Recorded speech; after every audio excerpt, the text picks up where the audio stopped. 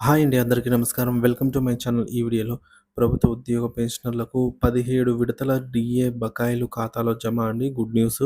పూర్తి సమాచారాన్ని వీడియోలో తెలుసుకుందాం. వీడియోని ఎక్కడే కానీ స్కిప్ చేయకుండా ఎండ్ వరకు చూడండి. అప్పుడే ఇన్ఫర్మేషన్ పూర్తిగా అర్థమవుతుంది.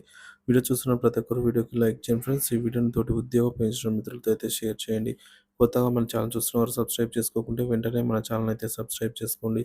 దీని ద్వారా నేను చేసే లేటెస్ట్ వీడియోస్ అన్నీ మీ వరకు రీచ్ అవుతాయి. ఇక ఆలస్యం చేయకుండా వివరాల్లోకి అయితే వెళ్ళిపోదాము.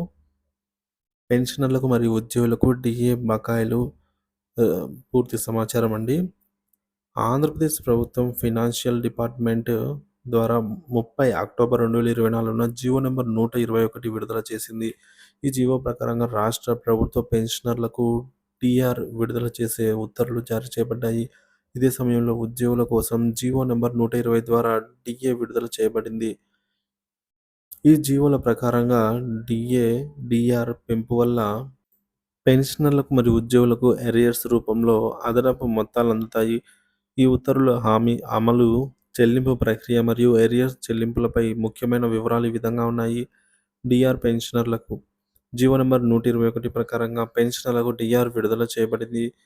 2022 జూలై 1 నుంచి 2024 అక్టోబర్ 31 వరకు పెన్షనర్లకు పెండింగ్‌లో ఉన్న డీఆర్ ఎరియర్ చెల్లింపులు చేయబడతాయి.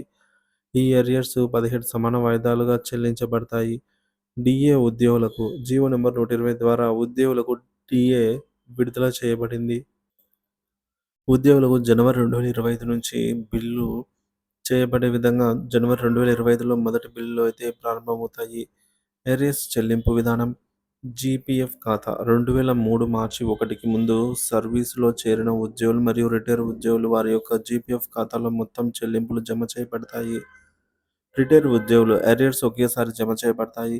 సిపిఎస్ ఉద్యోగులు సిపిఎస్ పథకంలో ఉన్న ప్రస్తుత ఉద్యోగులు వారికి 17 సమాన వాయిదాలుగా ఇన్స్టాల్మెంట్‌గా అయితే ఎరియర్స్ చెల్లించబడతాయి.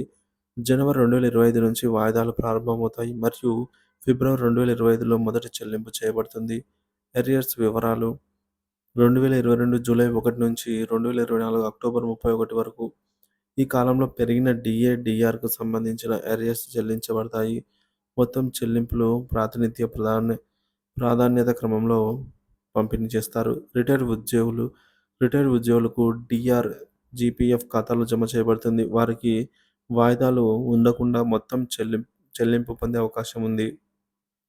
సిపిఎస్, జీపీఎస్ మధ్య తేడాలు జీపీఎఫ్ 2003 మార్చి 1కి ముందు ఉద్యోగంలో చేరిన ఉద్యోగుల కోసం మాత్రమే.